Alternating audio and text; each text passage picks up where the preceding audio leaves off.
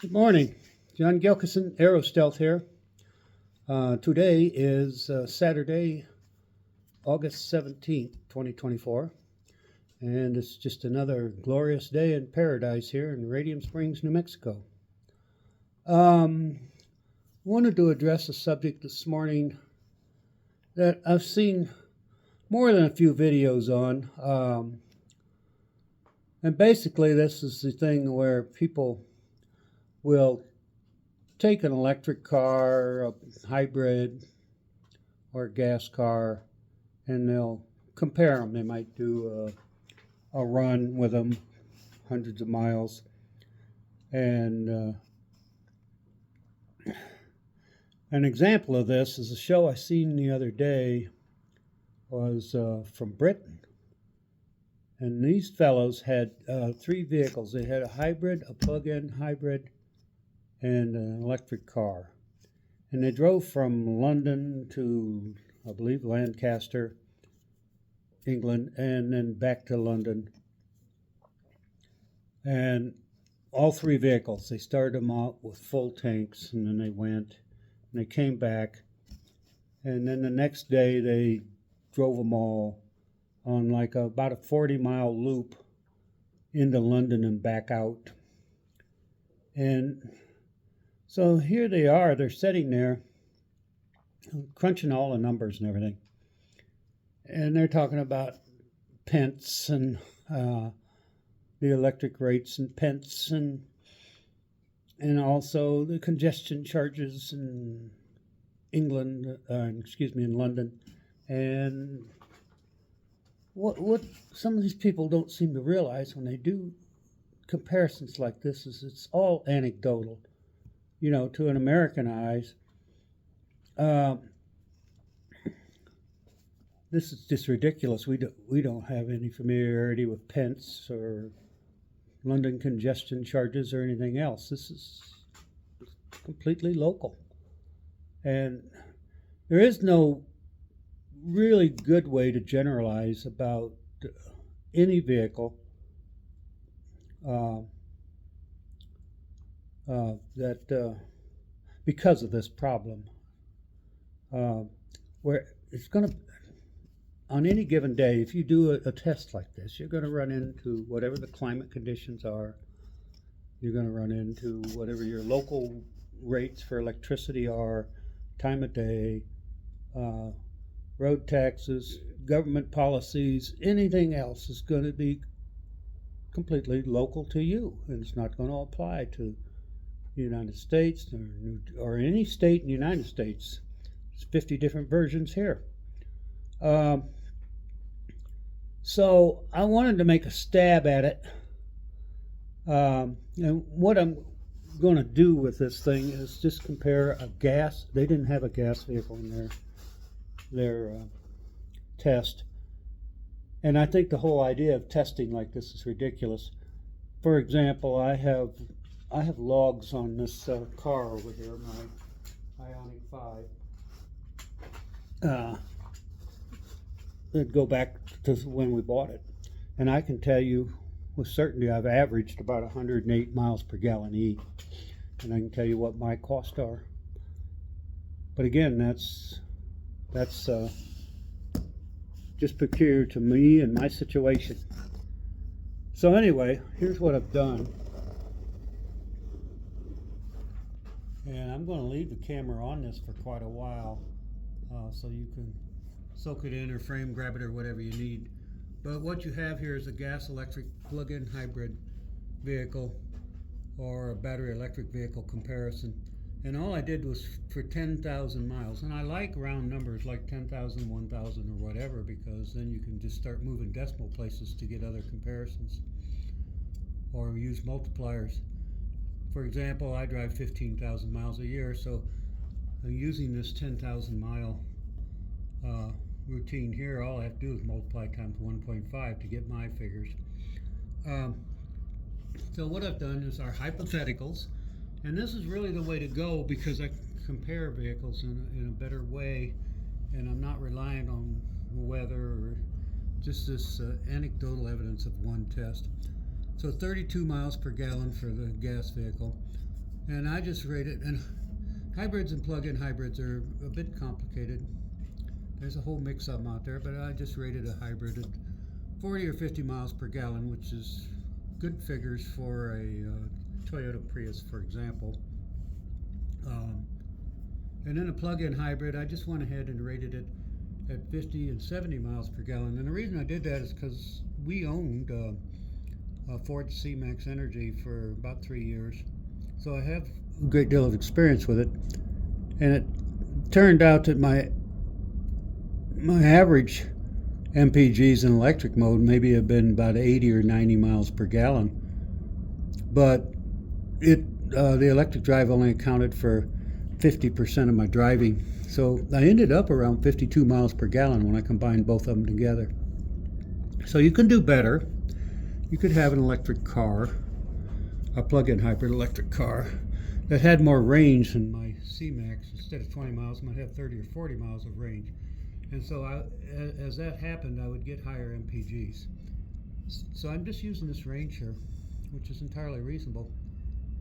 And then here I'm using the range on my car, which is, I told you I average 108, so I'm not exactly using my car.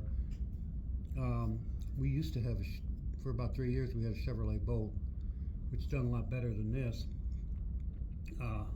This is more like what we got with the Chevrolet Bolt. But anyway, so I used two, as you can see in each and every case here, I've used 2 MPG figures. So I'm trying to give you a range. So with the gas car, 32 miles per gallon, you're going to use 312 gallons. But with a hybrid, you're only going to use 250 to 200 gallons. With the plug-in, it's going to be 200 gallons to 143 gallons.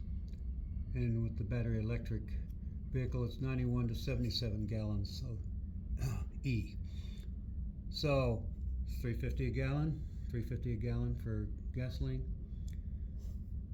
So for the plug-in hybrid, I had to figure it 2 different ways. It was either 50% of the range was electric, or 75% of the range was electric and 25% was gas. And there's a startling result with that. And so for the battery electric vehicle, I used 12 cents a kilowatt hour, which is our local rate. And I'll get into that a little bit later. But the results are startling, I think. So just using this scenario, and we're using the same scenario to compare all vehicles, where I am.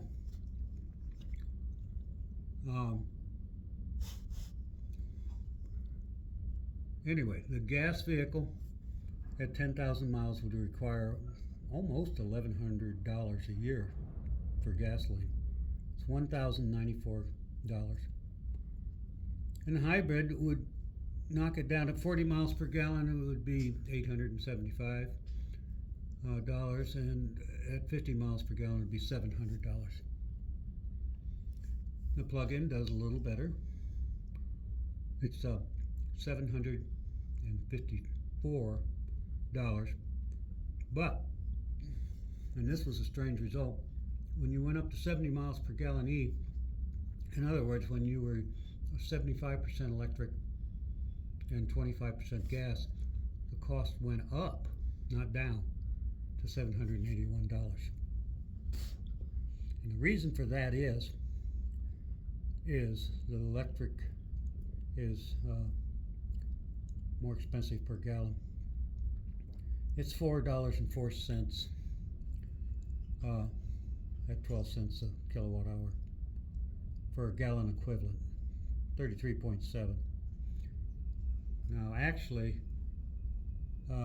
depending on your charging efficiency, it would be even more, 36 or 37 kilowatt hours per gallon equivalent. But anyway, these are just comparisons. I'm running scenarios here. But as you can see, I dropped down to, with a pure battery electric vehicle, I dropped down to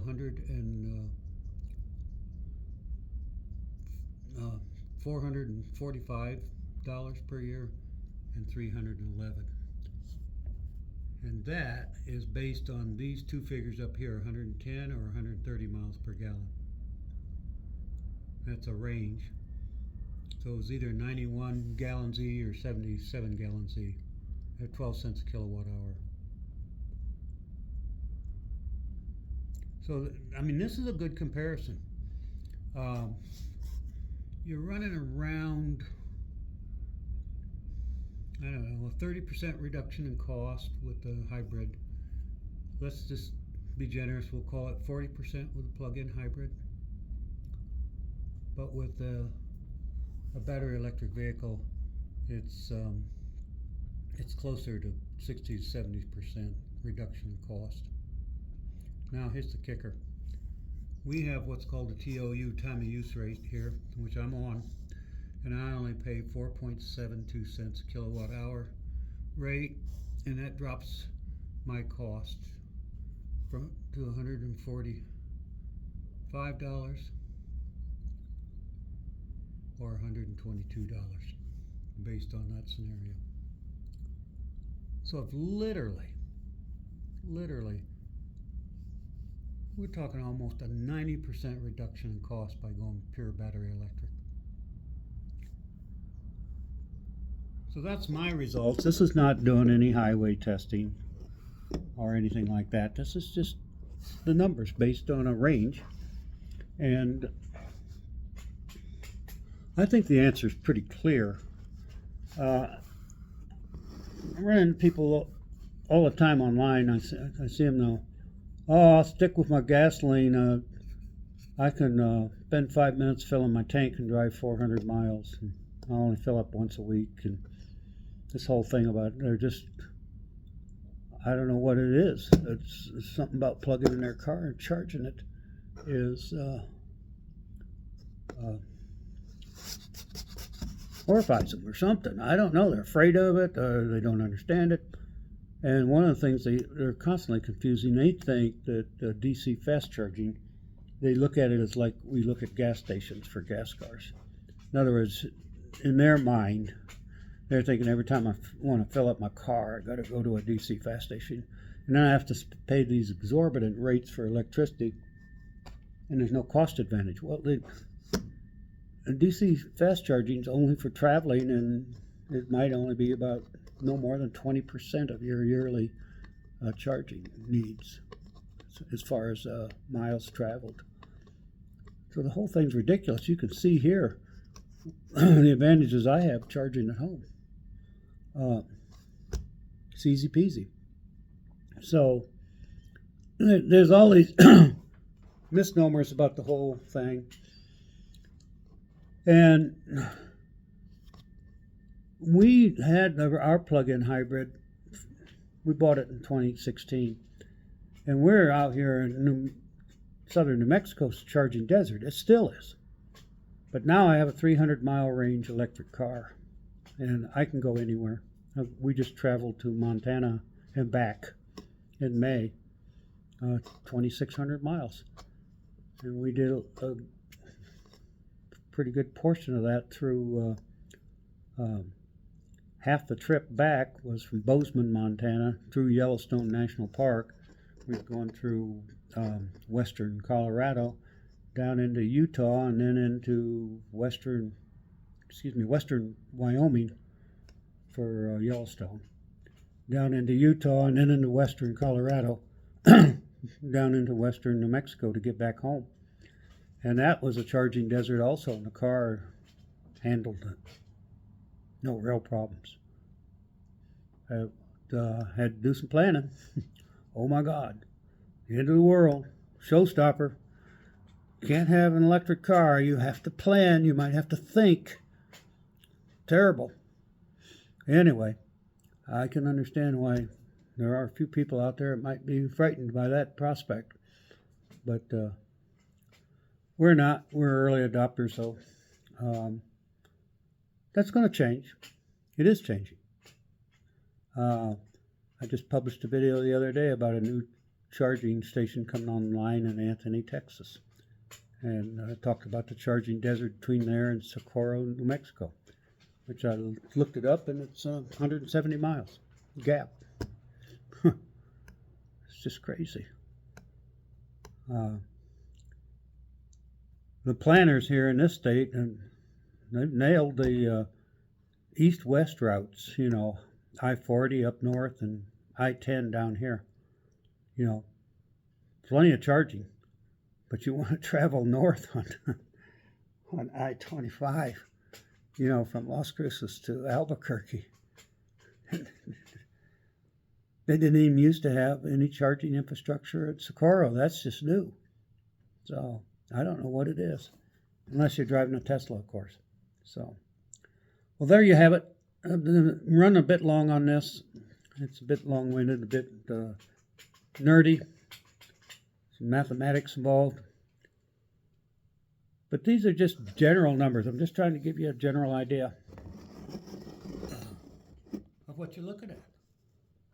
And it doesn't need to get any more complicated than that. You don't really need to go out and do all this testing and then say, oh, well, it was a windy day, it was hot, it was cold, and gas cost me this, and electricity cost me that, and it doesn't matter where you are. This is a proportionality. That's what you're after. So in general, I think it's true. 30% reduction with hybrid, 40% reduction with plug-in hybrids, and 70 to 90% reduction with a battery electric vehicle. And if that's important with you, if that's a value system that you have and getting off of fossil fuels, you'll choose battery electric vehicle on the basis of cost and the other benefits. So that's my position. That's my story, and I'm sticking with it. Take care, everybody. Bye-bye.